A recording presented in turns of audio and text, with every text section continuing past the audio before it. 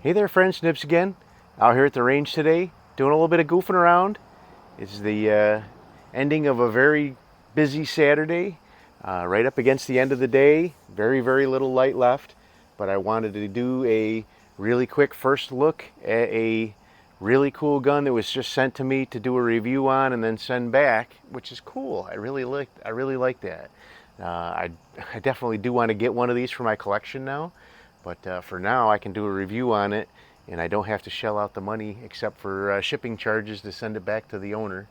So I'm good with that. I have a couple other people that are offering to do things like that as well, and I really like that. So if you guys have anything really cool and obscure that you want to have shown on my channel and be reviewed by me, by all means get in touch with me. My email address is down in the description. If you have anything weird that needs to be repaired, I may or may not be willing to take a look at it for you. I haven't said no to too many people yet. So, and when I have, I've steered you towards a competent repair station for such an air gun that you have. But it's just some stuff I don't have the tooling for to do and things like that. So a little bit, man's got to know his limitations. So, but what we have here is a absolutely magnificent copy of a Smith & Wesson model 77A. And this thing, I cannot find a blemish on this gun anywhere. I almost feel bad shooting it. It is in such immaculate shape. The only detractor that I can find from the entire gun is it does not have the rear sight riser.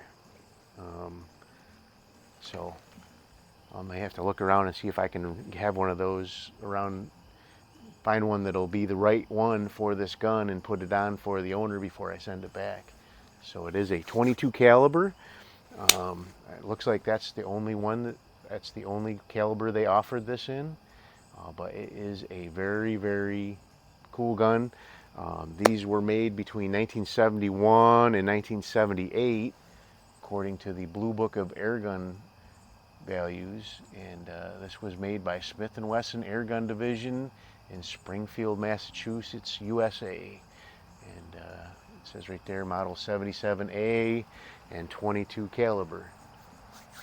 We're just going to do a little bit of plinking with it. I have a splatter burst at 25 yards, and I also do have a couple of empty soda cans at 25 yards, and we'll see if we can hit those after we hit the splatter burst.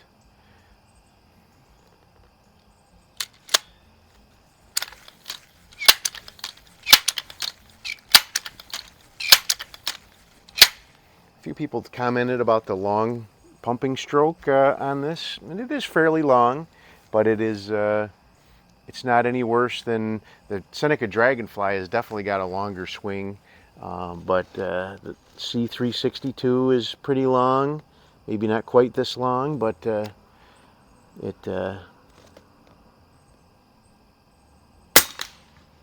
right, I can see that one.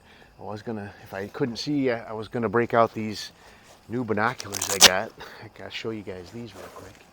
So these were sent over to me by Rayton, and these are some fantastic little binoculars. I didn't put the neck strap on it yet, but just amazing clarity on these. I was up at a tower site and I heard some banging going on down the hill, probably over a mile away.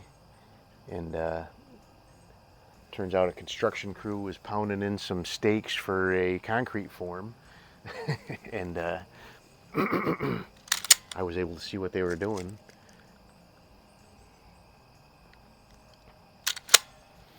But those are 8 by 32. Those are not inexpensive binoculars.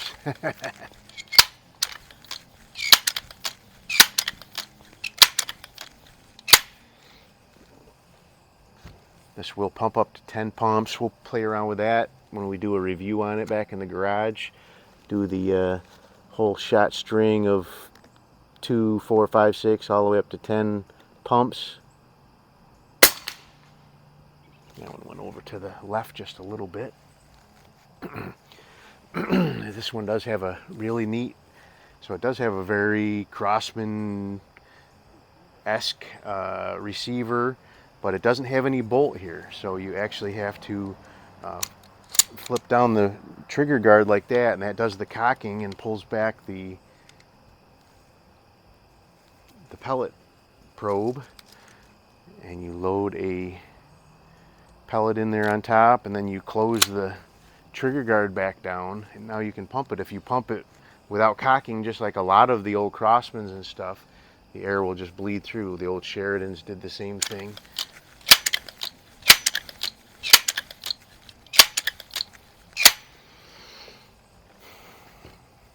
Other than that cocking arrangement, this thing really reminds me of the old Crossman 101 that I have.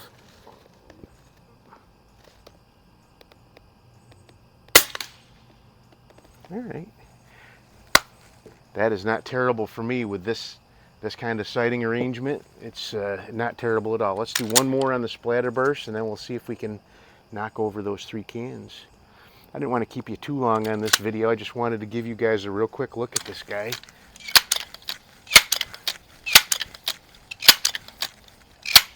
The fella that sent it over to me, his name is David, and he has a company called Faro Weather Vanes.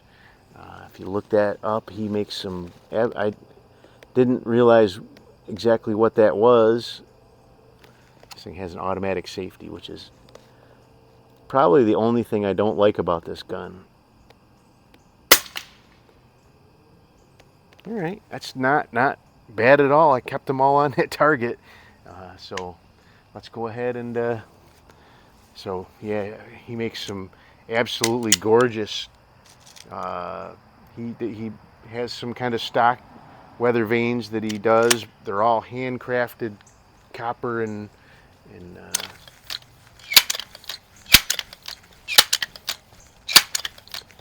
all painted, very beautiful work, but he will commission just about anything you would want him to do. I'm not saying he will do anything, but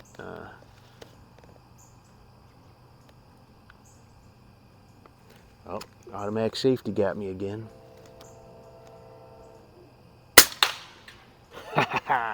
Ooh, I'm glad I didn't knock those other cans down.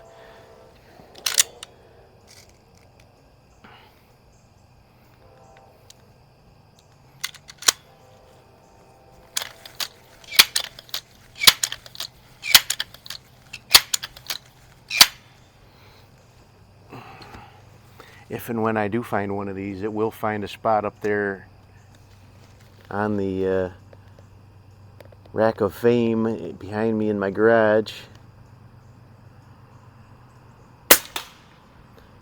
I hit it, just didn't knock it down, but we'll keep after it. I am running out of light quick. It's getting hard to see those sights.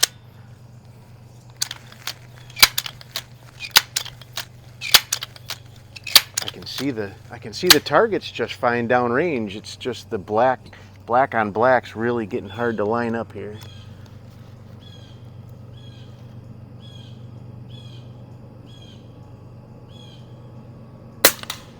There it is. All right, got one more. Can we knock him down before it gets too dark?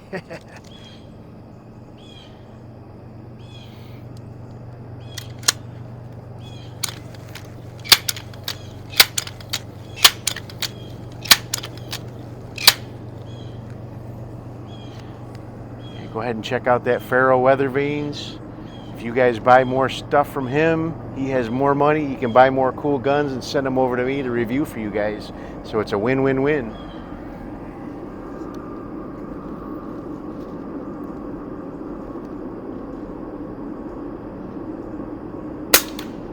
Ooh, first miss. I think I missed. I can't really tell. I might have could have hit it and not just not knocked it over.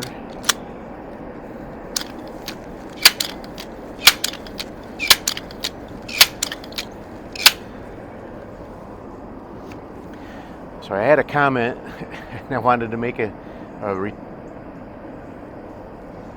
reply comment back to it. Somebody had said that, do I live at the range? I love going to the range. I probably am at the range most weeks, like 3 times a week. I do some shooting in the garage too, but when I do come out to the range, though, I'll make 3 or 4 videos, and then I spend just my evenings watching TV and editing them while I'm sitting watching TV. So I do have a life. I do work 8 to 10 hours a day at my normal job. I go to church 4 days a week.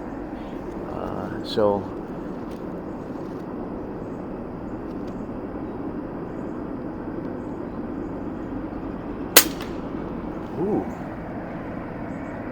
can't tell where I'm missing. Can't leave on a miss. But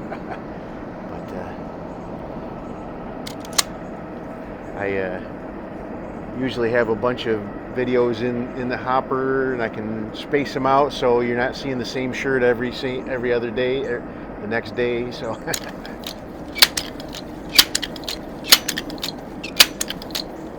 so my secret is out.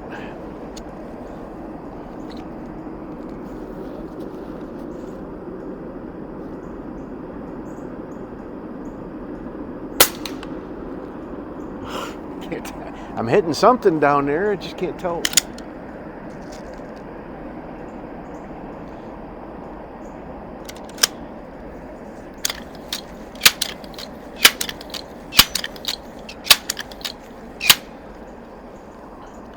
But I've been pretty hard at it for the last couple of years, and I think for at least the last 2 or 3 years I've posted at least one video every day.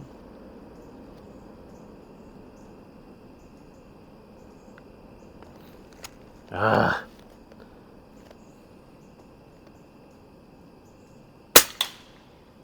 hit it that time. Alright, I'm going to do one more shot.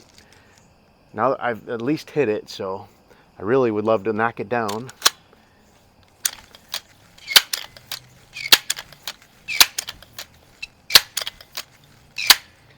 I'm just in awe at the absolutely unbelievable shape that this gun is in, though. It's like it's never been handled. I wonder if I should be wearing white gloves.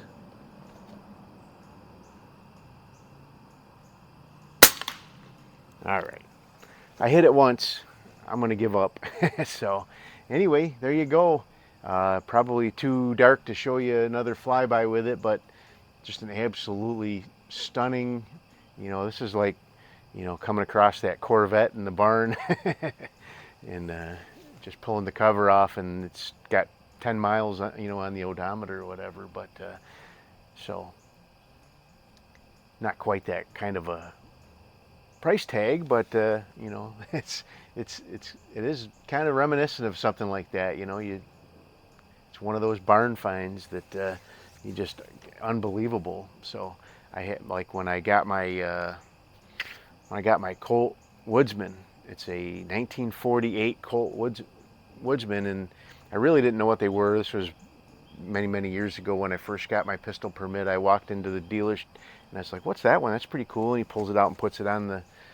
I walked in and he says, "Hey, I got something I think you'll really like." And he pulls it out and puts it on the counter, and I'm like, I like older guns. And it looked like just a brand new gun. He says, "This is very old." He says, "This is like 1940s." And I'm like, "Really?" So I bought it. It was a 1948, the second revision, second generation Colt Woodsman. Yeah, that is one of those kind of like those barn finds. It looks like it's never, I guess gun's 70 years old, and looks like it's never been shot or never had a magazine cycled through it or whatever. So, anyway, I really appreciate it, David. If anybody else has any things they want me to take a look at for them or review on the channel, I absolutely love doing that. And if you're willing to pay the shipping to me, I'm willing to pay the shipping back to you. So, and you can just look at some of my videos that I've already done. I've been entrusted with some very precious, precious guns and precious air guns to review, and I have not had one complaint from anybody about how their gun was treated. So anyway, enough rambling, getting really dark. Hope you guys liked the video. Till next time, have a great day.